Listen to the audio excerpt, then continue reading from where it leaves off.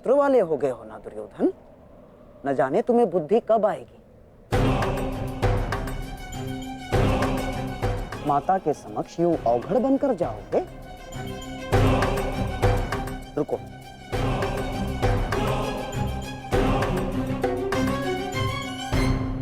लो, कम से कम इसे अंगवस्त्र बनाकर धारण करो। लो दुर्योधन।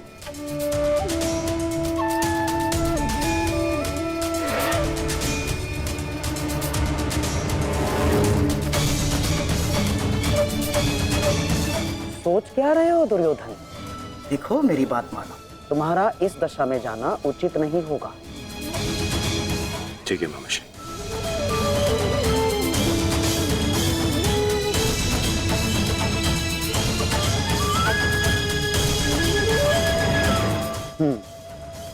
अब जाओ और अपनी माता के आदेश का पालन करो। जाओ।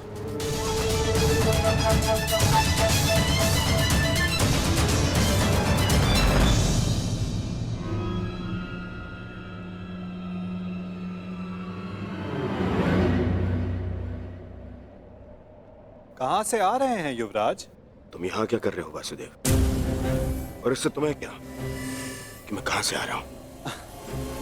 मेरा कुछ नहीं युवराज, परंतु जब आपकी माता ने अपने समक्ष आपको नग्न अवस्था में आने का आदेश दिया है,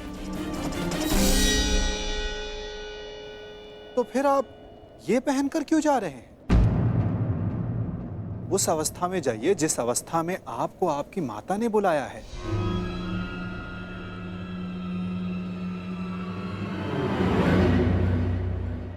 देखिए युवराज, जब माता पिता कोई आदेश दें तो बिना संकोच करे उनके आदेश का पालन करना चाहिए।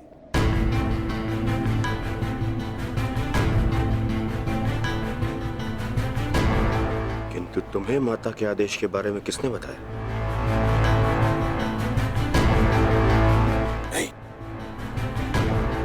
तुम छलिए हो। तुम फिर से अवश्य मुझे किसी छल में बांधना चाहते हो। मेरी माता के सामने मुझे लज्जित करवाना चाहते हो। नहीं वासुदेव, नहीं, मैं अब तुम्हारे किसी भी छल में नहीं आने वाला।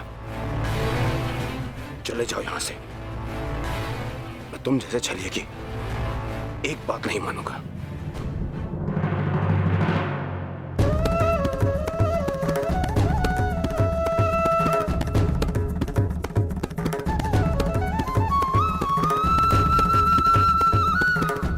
मेरी एक बात नहीं मानना चाहते दुर्योधन, परंतु बात मेरी ही मानिए।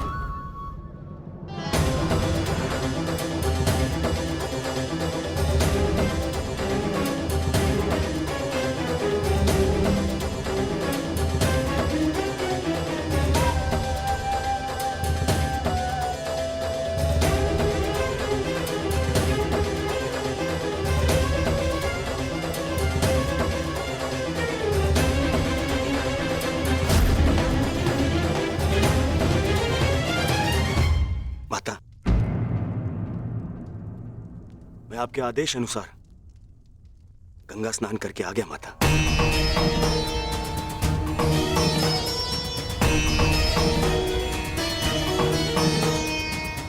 मैंने जैसे कहा था तुमने वैसे ही किया है ना पुत्र?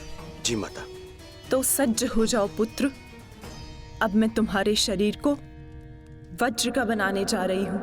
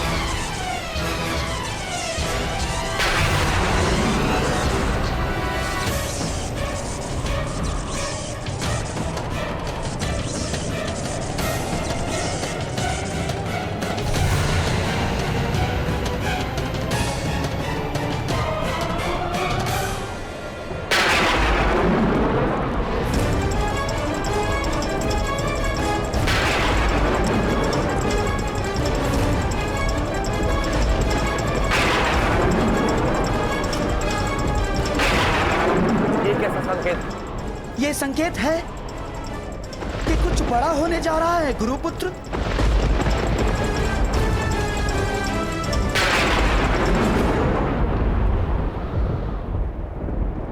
ये सब क्या हो रहा है आर्य? आपके गांडीव से ये स्वर कैसा? ये स्वर गांडीव की प्रत्यंचा का नहीं है पांचाली, मेघ गर्जन का है। परंतु कुछ समय पहले तक आकाश में ऐसा कोई संकेत नहीं था। मुझे भी समझ नहीं आ रहा है, जैसे आकाश में वज्र खड़क रहा हो और प्रतीत होता है कि इंद्रदेव की दृष्टि टेढ़ी हो गई है।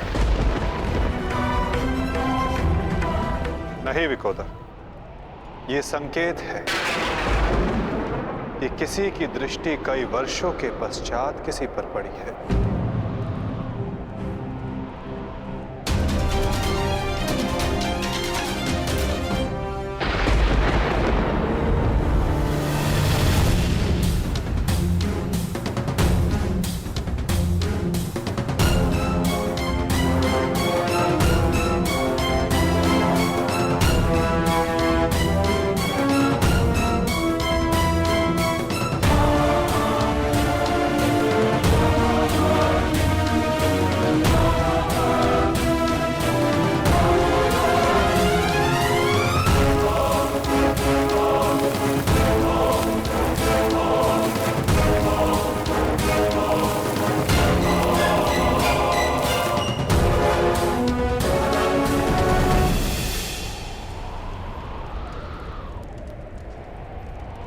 मेरा मंतव्य पूर्ण हुआ पुत्र। अब कोई तुम्हारा वध नहीं कर पाएगा।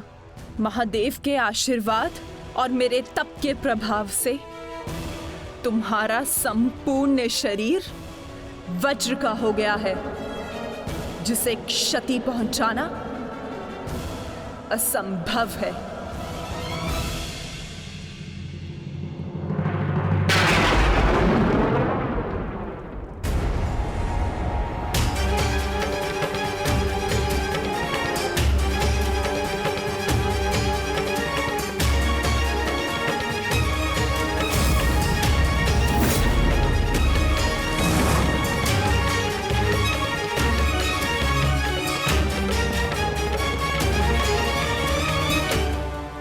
क्या किया दुर्योधन?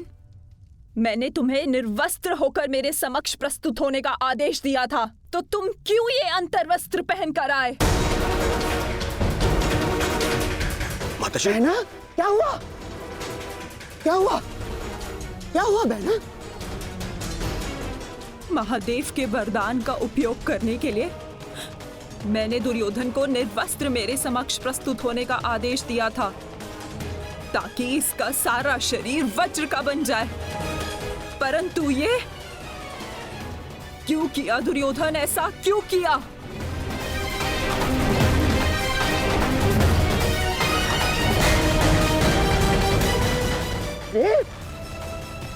तुम कभी कभी बुद्धि का भी प्रयोग कर लिया करो।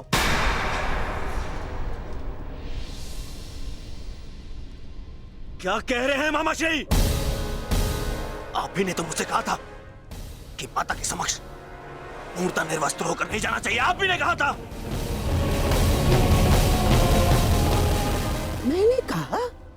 मूर्ख हो गए हो तुम। मैं कब मिला तुमसे? और ये सब कुछ मैंने नहीं कहा है तुमसे। नहीं, यदि आप मुझसे नहीं मिले तो वो कौन था?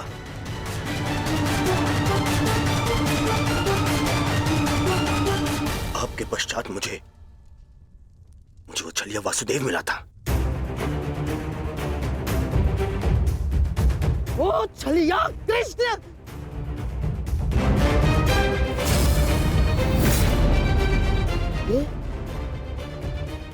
ये सब उस छलिए का किया धरा है दुर्योधन। मैं यहाँ से चलकर जाऊंगा, माताश्री का आदेश है। परंतु यहाँ से महल तक का मार्ग बहुत लंबा है प्रभु, आपको कुछ पहनना होगा। परंतु आप इस भांति अर्धनग्न अवस्था में। मेरी माता का आदेश है, माता पिता के आदेश का अक्षरशः पालन करना कोई आपसे सीखे युवराज। माता के समक्ष यूं अवघड़ बनकर जाओगे? लो, इसे अंगवस्त्र बनाकर धारण करो। जब आपकी माता ने अपने समक्ष आपको नग्न अवस्था में आने का आदेश दिया है, तो फिर आप ये पहनकर क्यों जा रहे हैं? उस अवस्था में जाइए जिस अवस्था में आपको आपकी माता ने बुलाया है।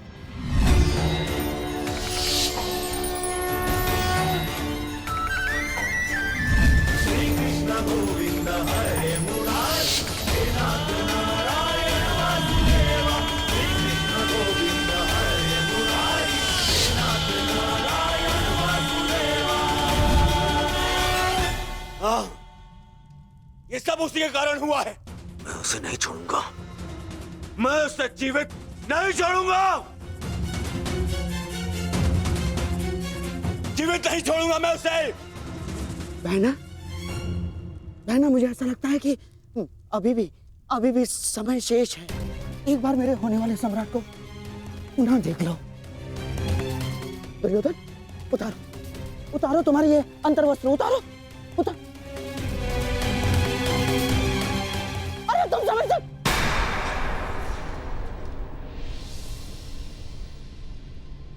कुछ नहीं बचा अब, कुछ नहीं बचा। वर्षों से संचित किया तप मैंने समाप्त कर दिया है भ्राताश्री। इसके पश्चात कुछ नहीं हो सकता।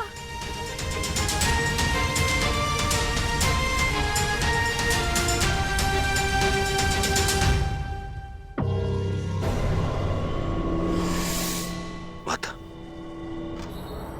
मुझे क्षमा कर दीजिए, परंतु जितना आपने दिया वो पर्याप्त है माता।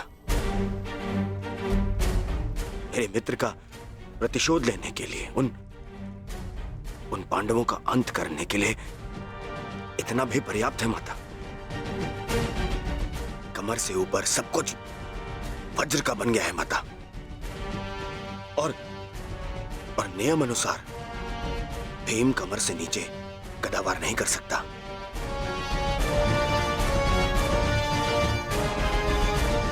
आप चिंता मत कीजिए माता।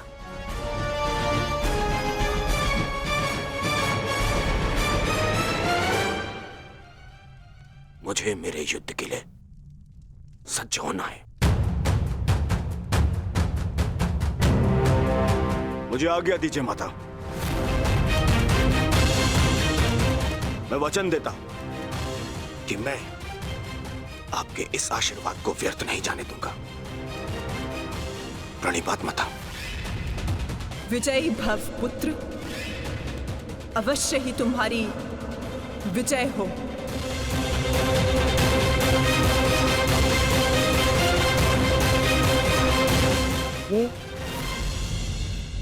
ये सारा खेल उस छलिए कृष्ण का रचा हुआ है बहना। इसीलिए इस समय उसके मस्तिष्क में कोई ना कोई चाल तो अवश्य चल रही होगी। आप कहना क्या चाहते हैं भ्राताश्री? इसने जरासंध जैसे महायोद्धा के 2 टुकड़े करवा दिए।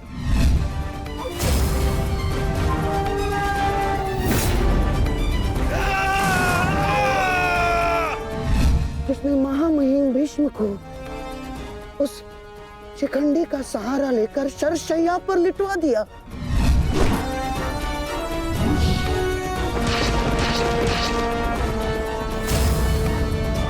जिसने महाधनुर्धर अंगराज कर्ण का वध करवा दिया बहना। मुक्त करो अंगराज को पार्थ, अंजलि का अस्त्र का प्रयोग करो। वही उद्धव, वही माधव, वही योगेश्वर, वही नटवर, वही छलिया। उसके मस्तिष्क में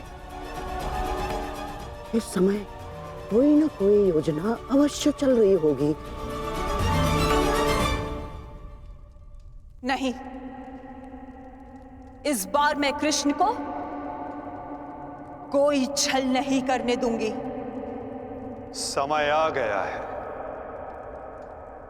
आज के महायुद्ध के लिए सज्ज हो जाओ।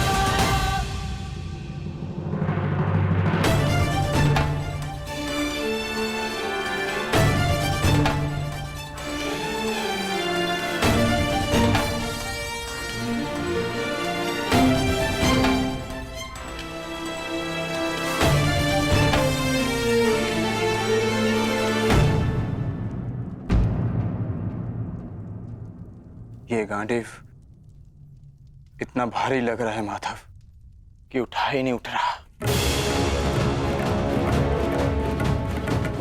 हाँ माधव, ज्येष्ठ की मृत्यु के पश्चात शस्त्र भारी हो गए हैं। शस्त्र भारी नहीं हुआ है विकोदर, तुम्हारा मन भारी हो रहा है।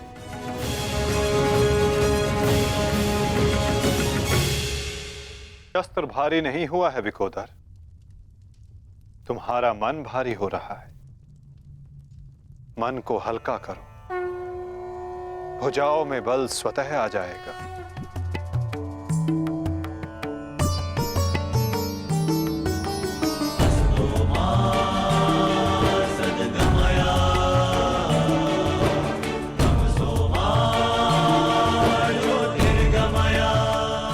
तुम सब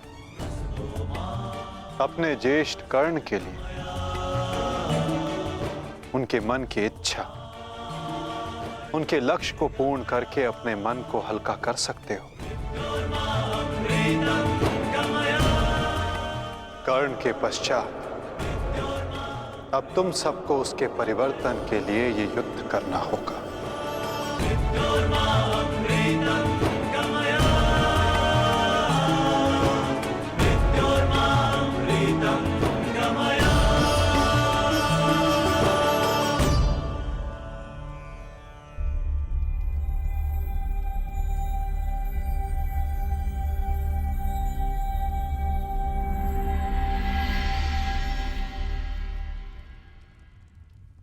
तुम्हारे ज्येष्ठ कर्ण का लक्ष्य उचित था, किंतु मार्ग अनुचित था,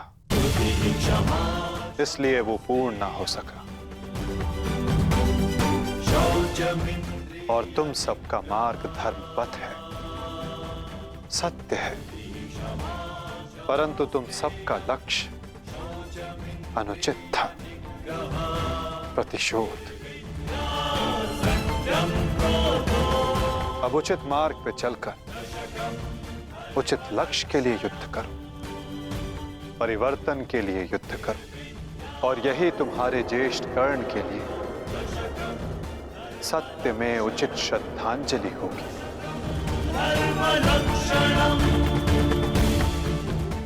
और परिवर्तन तब तक नहीं आ सकेगा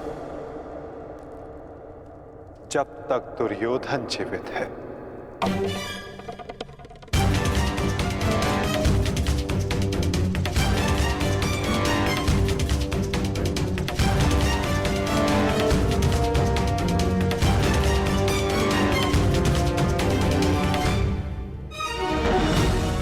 कर्ण के पश्चात अब भी युद्ध भूमि में कुछ अपने हैं जो तुम सब के विरुद्ध खड़े होंगे।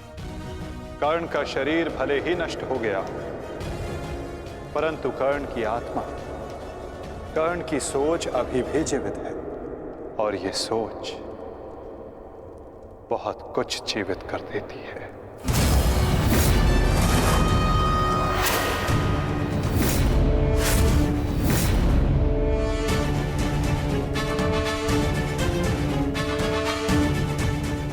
युद्ध का 18वां दिन।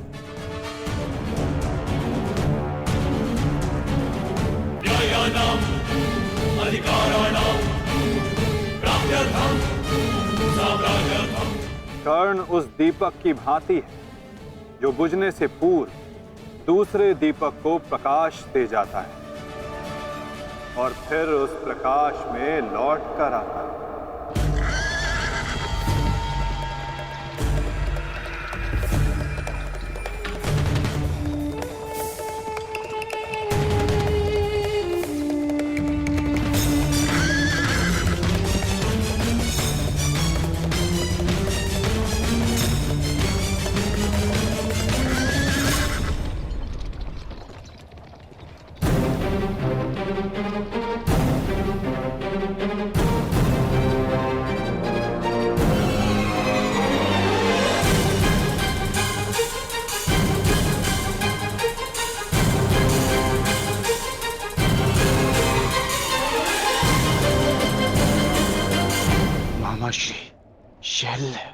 कहा था ना पार्थ, इस युद्ध में कुछ और अपने होंगे जो तुम्हारे विरुद्ध खड़े होंगे।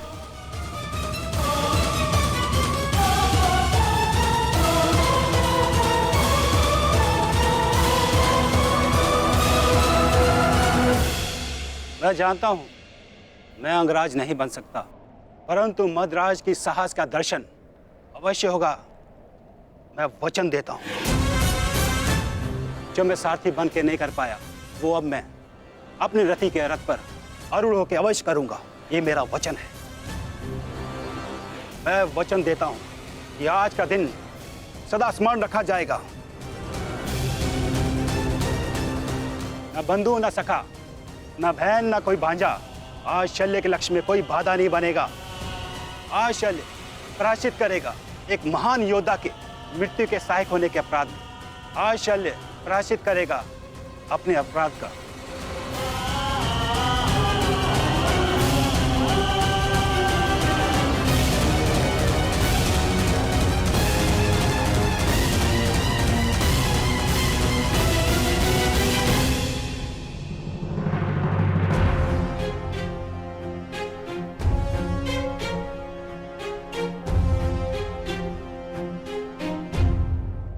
यदि ऐसा है तो आज साथ मिलकर लड़ेंगे शैल्य। आओ मेरे साथ मिलकर मेरे मित्र का प्रतिशोध लो। सर सेनापति शैल्य। सेनापति शल्य की, सेनापति शल्य की, सेनापति शल्य की।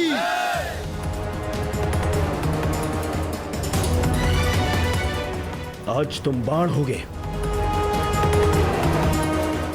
और मैं ढाल।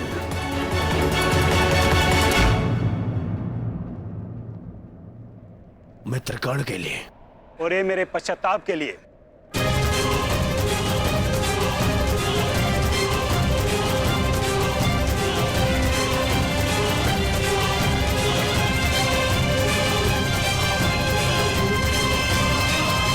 आक्रमण!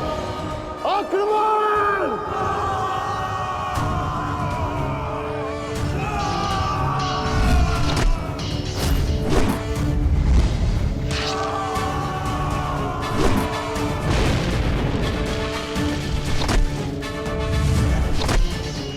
हे महारथी कर्ण के नाम,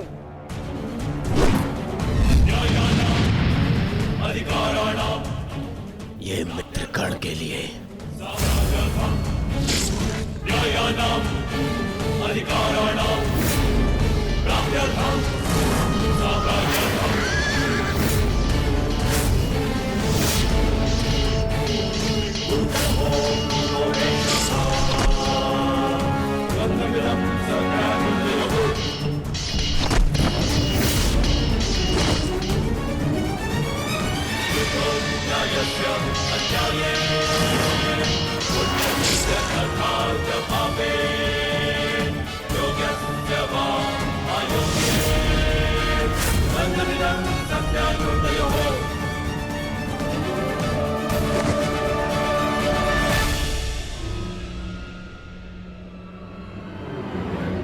क्यों पार्थ, क्या कर पाओगे मद्रराज शैल्य के बल का सामना? रथ को मदर राज और दुर्योधन की ओर ले चलिए माधव।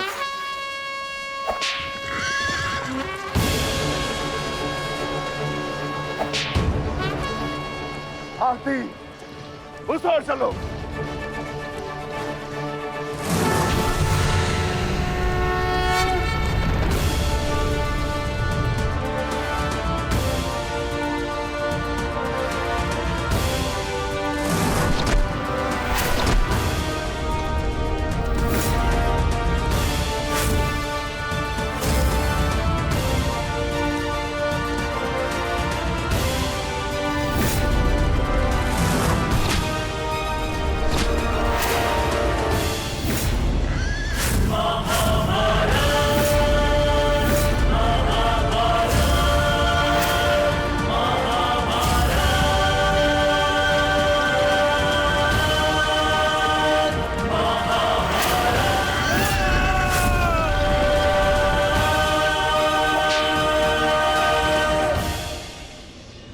शत्रु पे प्रहार करने पूर्व उसका बल और कौशल दोनों आंख लेना चाहिए मूर्ख।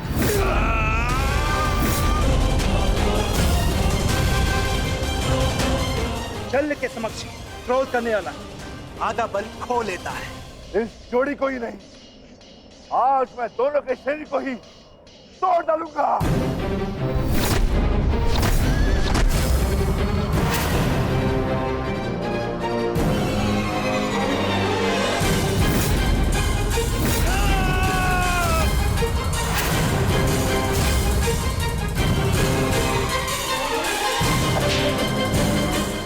निर्बल को हराकर कोई महायोद्धा नहीं हो जाता है मामा श्री शल्य। यदि साहस है तो मुझसे द्वंद कीजिए। भांजा कुछ मांगे तो मामा को दे देना चाहिए, ये उसका कर्तव्य है। वो लाड में जैसे तुम्हारी इच्छा अर्जुन।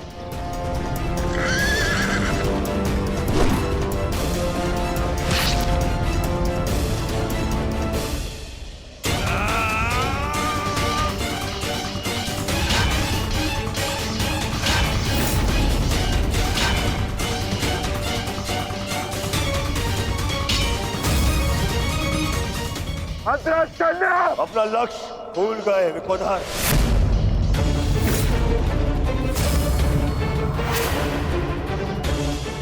मेरे 99 भाइयों के पश्चात मैं ही तो हूं तुम्हारा लक्ष्य। यार की जब मृत्यु आती है ना तो वो गांव की ओर भागता है। तुम्हें तुम्हारा अंत क्या खींच रहा है दुर्योधन? सावधान दुर्योधन!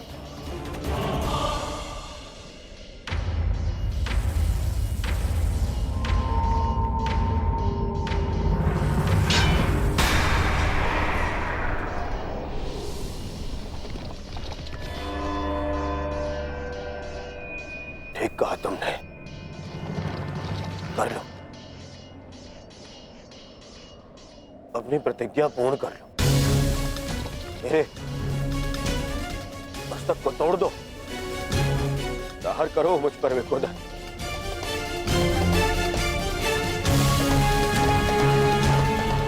अभी वध कर दो मेरा।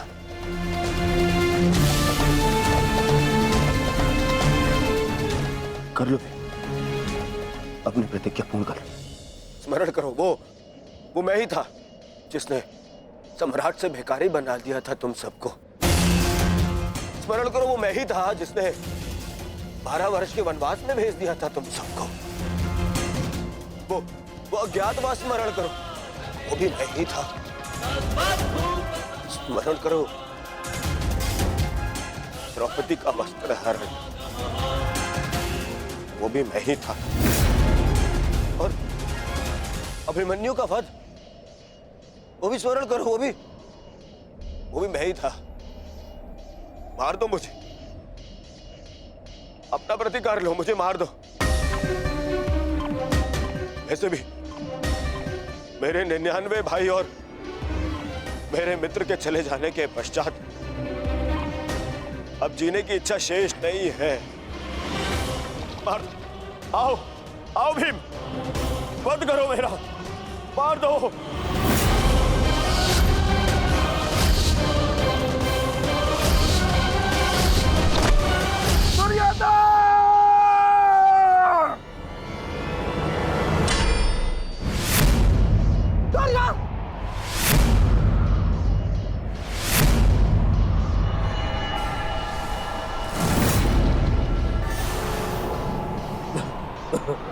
तुमने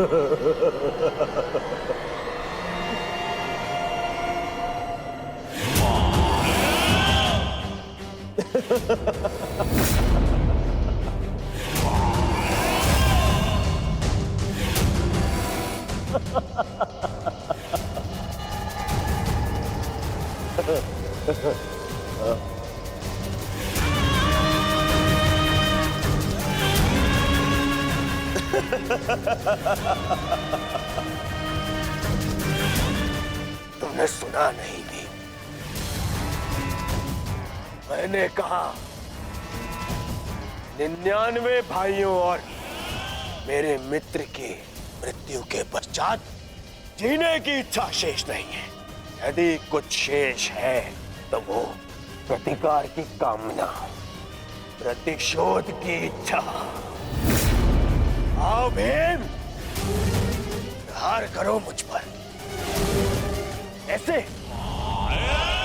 ऐसे लोग हैं। अपने समस्त परिवार के ऊपर किए गए अपमान का प्रतिशोध ऐसे लोग हैं। ऐसे करोगे पूर्ण अपनी प्रतिज्ञा। प्यार करो, देखो ना ही मेरे पास कोई शस्त्र है और ना ही कोई दिव्यास्त्र। मेरे हाथ ही मेरे शस्त्र है और मेरा क्रोध ही मेरा दिव्यास्त्र। प्यार करो।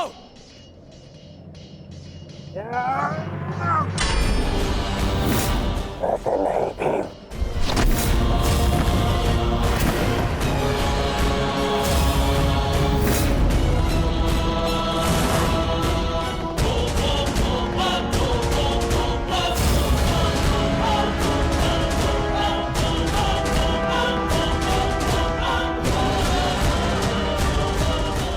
वहां क्या देख रहे हो अर्जुन? सामने देखो, शत्रु तुम्हारे समक्ष खड़ा है। इतना सरल नहीं होगा तुम्हारे लिए ये द्वंद अर्जुन, क्योंकि ना मेरे गुरु का मुझे श्राप मिला है और ना ही इंद्र ने मुझसे कोई कवच छीना है और ना ही मेरे रथ का चक्र धरती में धंसा है। मैं कर्ण नहीं हूं जिसे अनीति में फंसा के मार डालोगे। मैं मद्रास चल हूं। अब दिखाओ अपना पराक्रम। कितने बड़े योद्धा हो तुम, कितने बड़े शूरवीर हो, कितने बड़े धनुधारी हो, दिखाओ।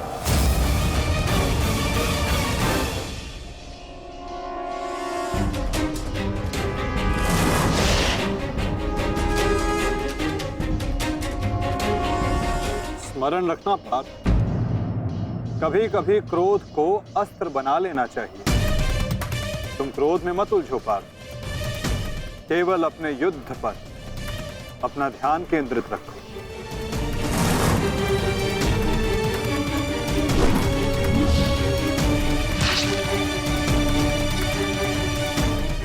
क्रोध हर समस्या का समाधान नहीं होता पार्थ।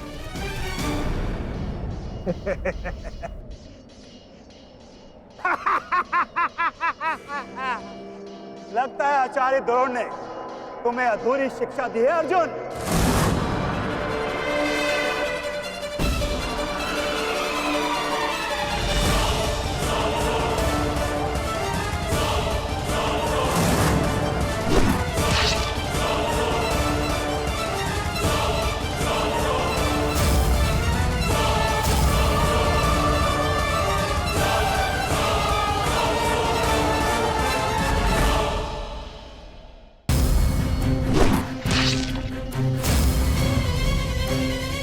संयम पार्थ, संयम। अधीनता और क्रोध मद्रराज का तोड़ नहीं है पार्थ।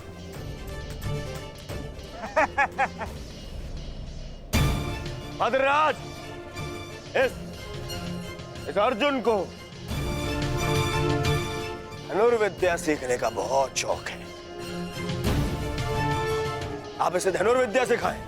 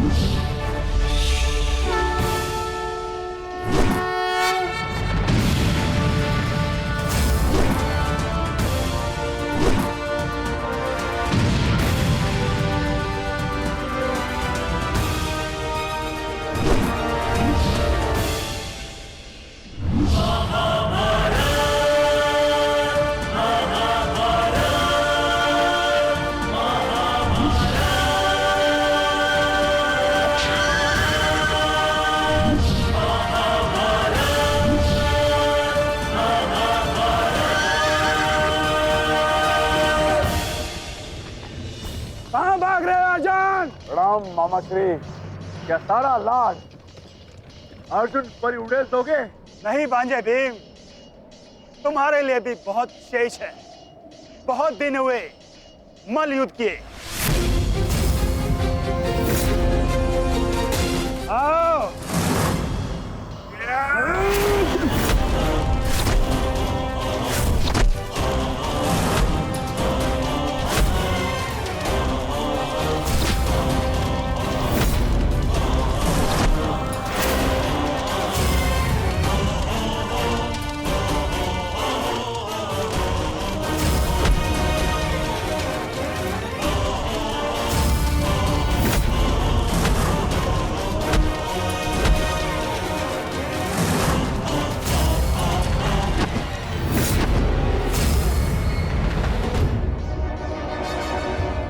साधो विकोदर भीम, साधो। अद्भुत बल है तुम्हारे भीतर, किंतु तुम्हें लगता नहीं कि तुमने देर कर दी। यदि ये बल उस भरी सभा में दिखाया होता तो भरी सभा में द्रौपदी का पान होने से तुमने बचा लिया होता भीम। अरे जब फसल ही जल गई तो वर्षा का क्या लाभ? अरे संसार के इतिहास में तुम्हारा नाम एक कायर के रूप में लिखा जा चुका है भीम, जो अपनी पत्नी का वस्त्र हरण होते हुए देखता रहा। वस्त्र हरण। कहीं ऐसा तो नहीं तुम स्वयं उस पल का आनंद ले रहे थे?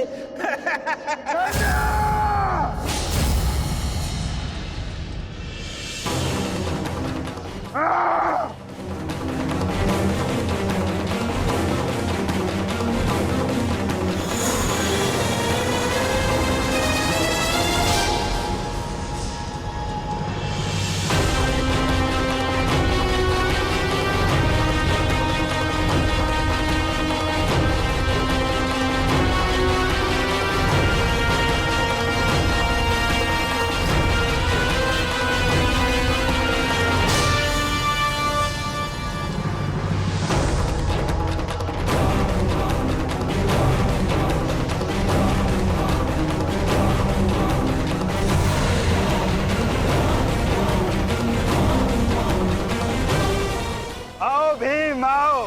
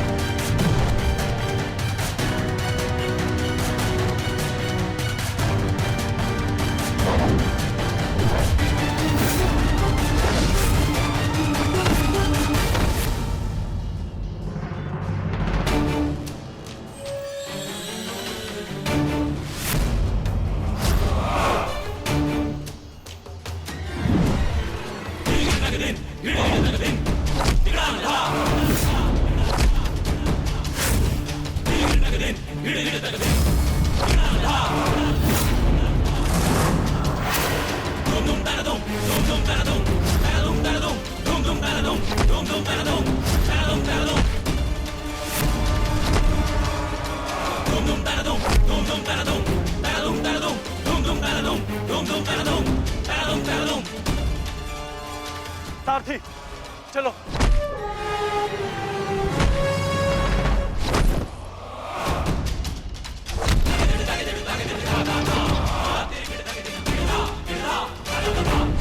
विश्वास नहीं होता मामा श्री कि आप हमारे शत्रु के साथ मिलकर हमें ही परास्त करने पे तुले हैं। आपसे सहायता मांगना हमारी सबसे बड़ी भूल थी, किंतु आपको परास्त कर हम अपनी भूल का पश्चाताप करेंगे। आइए मामा श्री, हमसे द्वंद्व कीजिए। जिसे कल मेरे महारथी ने छोड़ दिया था, मैं उन्हें मारना नहीं चाहता। जाओ, लौट जाओ। कर्ण ने तुम्हें क्षमा किया था, इसलिए मैं भी तुम्हें एक और अवसर देता हूं। जाओ, लौट जाओ। अपनी ही बहन के अंश को नहीं मारना चाहता, इसलिए लौट जाओ।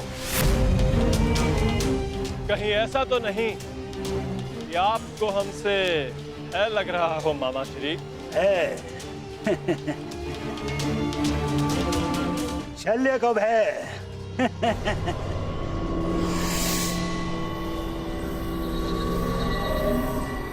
है और प्रहार क्या होता है, उसका ज्ञान आज तुम्हें हो जाएगा बांजे।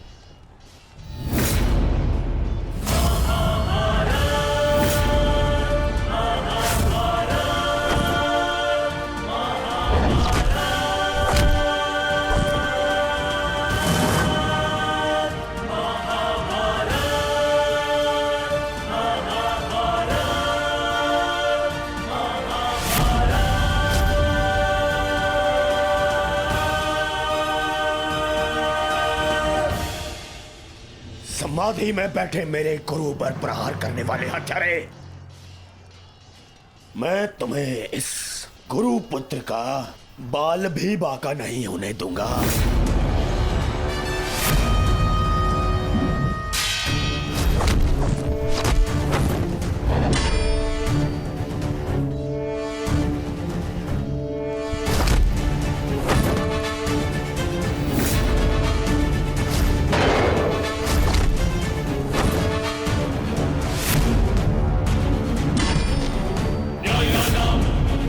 अधिकाराणां प्राप्त्यर्थं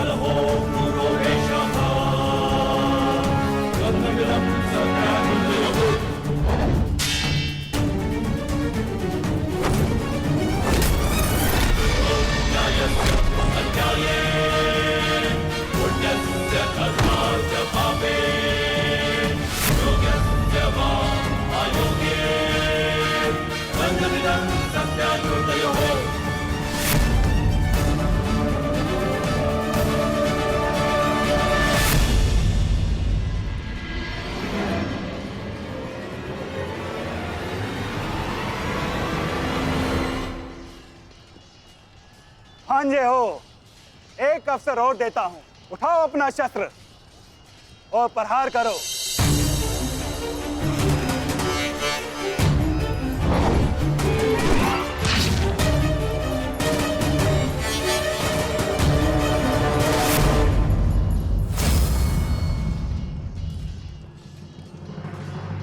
क्या हुआ? कोई पांडव सेना में ऐसा वीर नहीं है जो मेरा सामना कर सके? या तो मुझसे युद्ध करो, अन्यथा अपनी पराजय स्वीकार करो। ये सब क्या हो रहा है माता? मदरराज अचानक से इतने शक्तिशाली कैसे हो गए? क्या उन्हें परास्त करने का कोई उपाय नहीं? किसी भी शक्ति का तोड़ ढूंढने से पूर्व उस शक्ति को समझना अनिवार्य है पार्थ। है कोई मेरे समक्ष जो मुझसे युद्ध कर सके? मद्रराज की शक्ति उनके शत्रु के क्रोध में है पार्थ। उन्हें केवल वही परास्त कर सकता है जो अपने क्रोध को अपना अस्त्र बना सके, या वो जिसे अपने क्रोध पर पूर्ण नियंत्रण हो, जैसे कि अंगराज कर्ण ने किया था पार्थ। अपने क्रोध को अपना अस्त्र बनाकर उन्होंने शैल्य को पराजित किया था।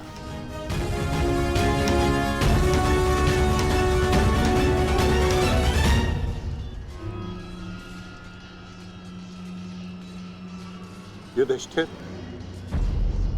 कदाचित तुम्हें ही अपने मामा को वैकुंठ लोक भेजना होगा।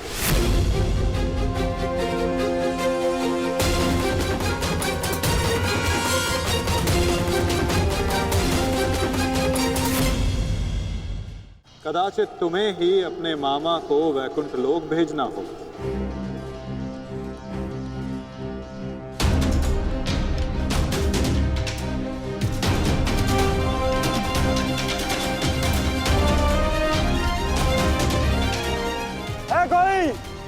है कोई मेरे समक्ष?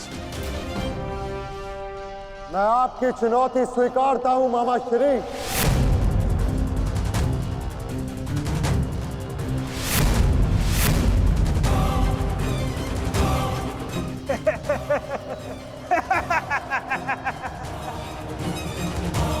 जब अर्जुन का गांडीव, भीम की गदा मेरा कुछ बिगाड़ नहीं सकी, मेरे भांजों को भी मेरे समक्ष घुटने टेकने पड़े, तो तुम किस अस्त्र की सहायता से मुझे परास्त करोगे युधिष्ठिर? हो, कहीं तुम चौसर के खेल की चुनौती देने तो नहीं आए युधिष्ठिर? ओ, मैं तो भूल गया था, तुम जीत के लिए अस्त्र नहीं उठाते, अपने परिवार को दांव पे लगाते हो, दांव पर।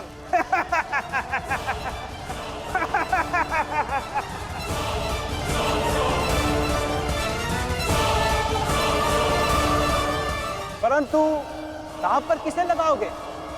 पांचाली को तो तुमने बुलाया नहीं है?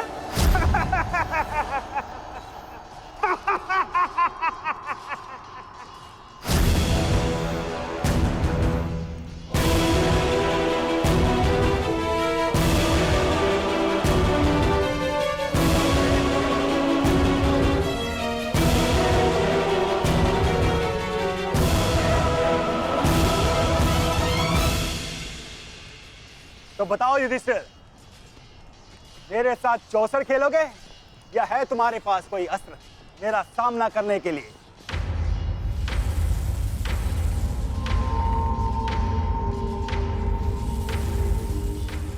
अस्त्र है मेरे पास। कैसा अस्त्र? शांति और सत्य।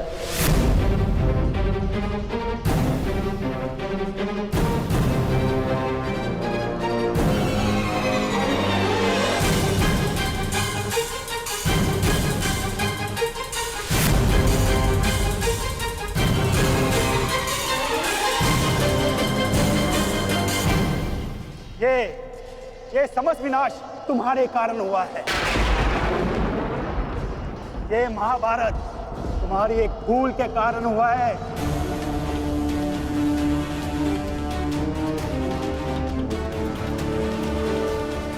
आपने उचित कहा मामा श्री। ये समस्त महाभारत मेरे उस भूल के कारण हो रही है। तो अब समय आ गया है अपनी उस भूल को सुधारने का, और आपका समय आ गया है अपनी भूल का पश्चाताप करने का। इस प्रकार के पुरुष हो तुम, द्रौपदी का पान स्मरण करके लज्जा और क्रोध नहीं आता तुम्हें? जो ना कर सके उस पर शोक मनाने से बेहतर है कि अभी जो हमारे वश में है वो कर्म किया जाए। और इस समय मेरा कर्म युद्ध है। सावधान मामा श्री। तो आओ युद्ध करो।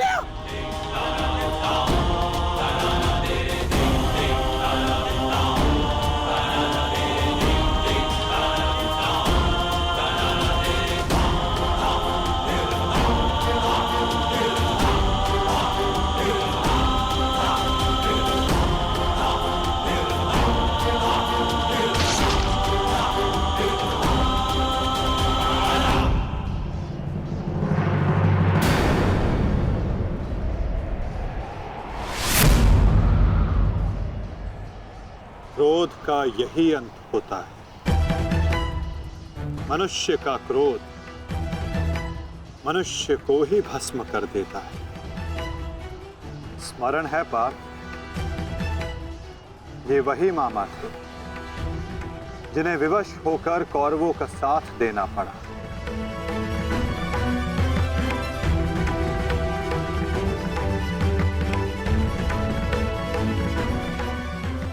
परंतु अभी भी एक मामा शेष हैं पार्थ,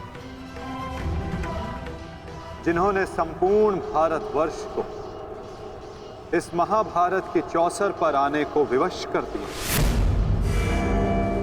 क्या उन्हें अपने पापों का दंड नहीं मिलेगा?